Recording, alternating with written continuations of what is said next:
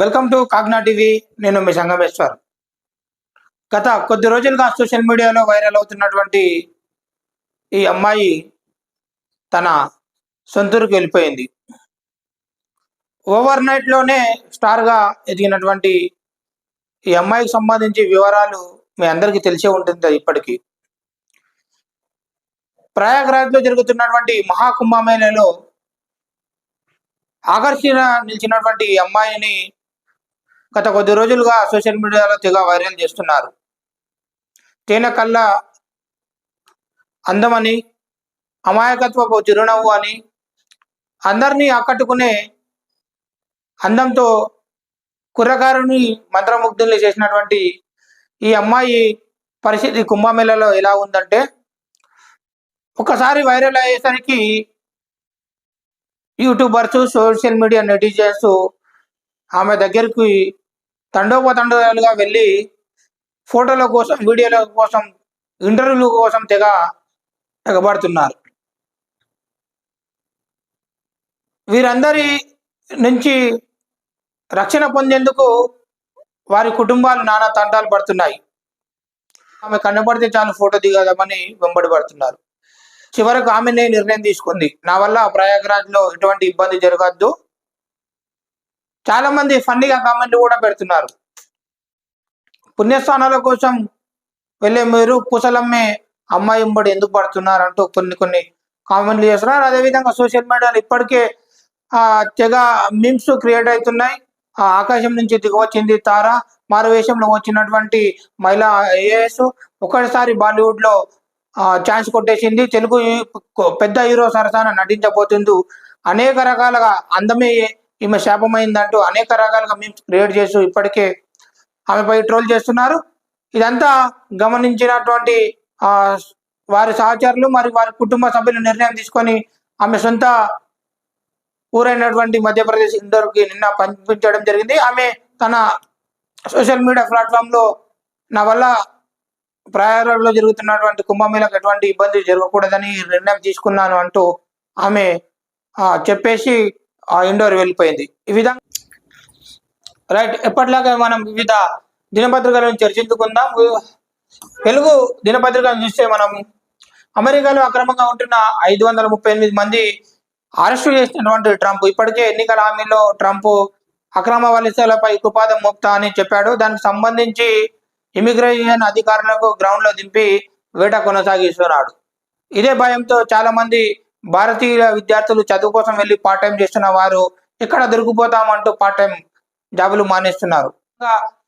వందలాది మంది సొంత దేశాలకు తరలింపు, ఇమిగ్రేషన్ రూల్స్ కఠినంగా అమలు చేస్తున్నటువంటి ట్రంప్ సర్కార్ భయంతో పార్ట్ టైం జాబ్ వదిలేస్తున్నటువంటి ఇండియన్ స్టూడెంట్లు అన్నటువంటి వార్త చూస్తున్నాం. మరోపక్క బీసీ రిజర్వేషన్లపై 2 రిపోర్టులు, అర్బన్ మరియు అర్బన్ లోకల్ బాడీలు వేరువేరుగా అన్నటువంటి ఒక నివేదికను బీసీ డెడికేషన్ కమిటీ రాష్ట్ర ప్రభుత్వానికి ఇవ్వనుంది.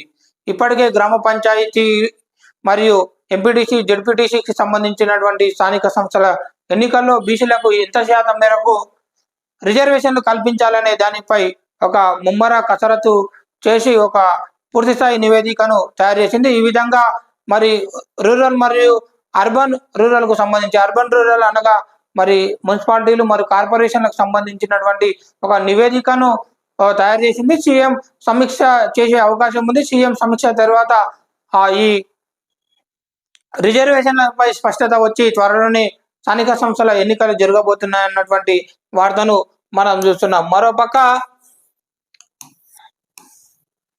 ఫీజుల కట్టడికి చట్టం, రాష్ట్ర ప్రభుత్వానికి విద్యా కమిషన్ ముసాయిదా బిల్లు, ఫీజు రెగ్యులేటర్ కమిషన్ కు చట్టబద్ధత కల్పించాలి. రెగ్యులేటర్ కమిషన్ చైర్మన్ గా రిటైర్డ్ జడ్జి లేదా రిటైర్డ్ ఐఏఎస్ ఉండాలి. ప్రైవేట్ స్కూళ్లలో ఎలాంటి బిజినెస్లు చేయవద్దని సిఫారసు. తెలంగాణకు సంబంధించినటువంటి విద్యా కమిషన్ ఒక మంచి నిర్ణయం తీసుకుంది. ఫీజుల కట్టడికి ఒక చట్టం ఉండాలని దానికి ముసాయిదా బిల్లుని తయారు చేసింది. హైదరాబాద్ అభివృద్ధికి 55,652 కోట్లు ఇవ్వండి, కేంద్ర మంత్రి కట్టార్కు సీఎం రేవంత్ రెడ్డి విజ్ఞప్తి. గ్రేటర్ పరిధిలో ప్రాజెక్టులకు ఫండ్ ఇవ్వాలని, తెలంగాణ అభివృద్ధికి అన్ని విధాలా సహకరిస్తామని కేంద్ర మంత్రి. దావోస్ ఒప్పందాలపై సీఎం రేవంత్ కు ప్రశంస అన్నటువంటి వార్తను చూస్తున్నాం. ఈ విధంగా కొత్త వాళ్లకు రైతు భరోసా. ఇప్పటికే జనవరి 1వ తారీఖు వరకు పట్టభద్రులు ఎవరైతే ఉంటాయో వారు వ్యవసాయ అధికారుల దగ్గరికి వెళ్ళి మీ వ్యవస ఆ, మీ పట్టా పాస్బుక్ మరియు ఆధార్ కార్డు మరియు అకౌంట్ బుక్ తీసుకొని వెళ్తే వారు రైతు భరోసాకు అప్లై చేస్తారు. దానికి సంబంధించిన వెబ్సైట్ ఓపెన్ అయింది అన్నటువంటి వార్తను మనం చూస్తున్నాం. దరఖాస్తులకు వెబ్సైట్ ఓపెన్, వివరాల ఎడిట్కు ఆప్షన్. వివరాల ఎడిట్ కోసం అంటే అకౌంట్లు మార్పులు చేర్పుల గురించి వీట అవకాశం ఉన్నటువంటి వార్తను చూస్తున్నాం. కొత్త పాస్బుక్లు వచ్చిన వాళ్ళు అప్లై చేసుకోవాలంటే వ్యవసాయ శాఖ సూచన. జనవరి 26 నుంచి స్కీము అమల్లోకి అన్నటువంటి వార్తను మనం చూస్తున్నాం. మరోపక్క నెట్ వెంచర్ బిల్డింగ్ కూల్చేయండి, జిహెచ్ఎంసీ కమిషనర్ ఆదేశాలు. హైదరాబాద్ లో నందగిరి హిల్స్ లో ఇష్టారాజ్యంగా కన్స్ట్రక్షన్ అనుమతులు తెచ్చుకున్నది ఒక లెక్క, కడుతున్నది మరో లెక్క. ప్రతి ప్రతి ఫ్లోర్ కట్టడంలో నిబంధనలు విరుద్ధం, సెట్ బ్యాక్ కూడా వదలట్లేదు. న్యాయం కోసం పోరాడిన నందగిరి హౌసింగ్ సొసైటీ అన్నటువంటి వార్త చూస్తున్నాం. నందగిరి సొసైటీలో నెట్ వెంచర్ బిల్డింగ్ కూల్చేయాలంటూ ఆదేశాలు జారీ చేసినటువంటి జిహెచ్ఎంసీ కమిషనర్ సంబంధించిన వార్త చూస్తాం. మరోపక్క బనకచర్లను అడ్డుకుంటాం, ఆ ప్రాజెక్టులను ఆపాలని ఇప్పటి వరకు కేంద్రానికి లేఖ రాసిన మంత్రి ఉత్తమ్. హరీష్ రావు కావాలనే తప్పుదో పట్టిస్తున్నాడని ఫైర్. బనకచర్లపై ఏపీ కేవలం ప్రతిపాదనలే పంపింది, అయినా మేము పోరాడుతున్నాం. తెలంగాణ ప్రజల ప్రయోజనాల కోసం దేనికైనా సిద్ధం. బీఆర్ఎస్ హాయంలోనే రాష్ట్రానికి తీరని నష్టం వల్ల అసమర్థతతోనే ఏపీ నీళ్ల దోపిడీ రెండింతలైంది. కృష్ణా జిల్లాలో కేవలం 299 టీఎంసీలు ఒప్పుకున్నది వాళ్ళేనని ఆగ్రహం వ్యక్తం చేసినటువంటి ఉత్తమ్ కుమార్ రెడ్డి.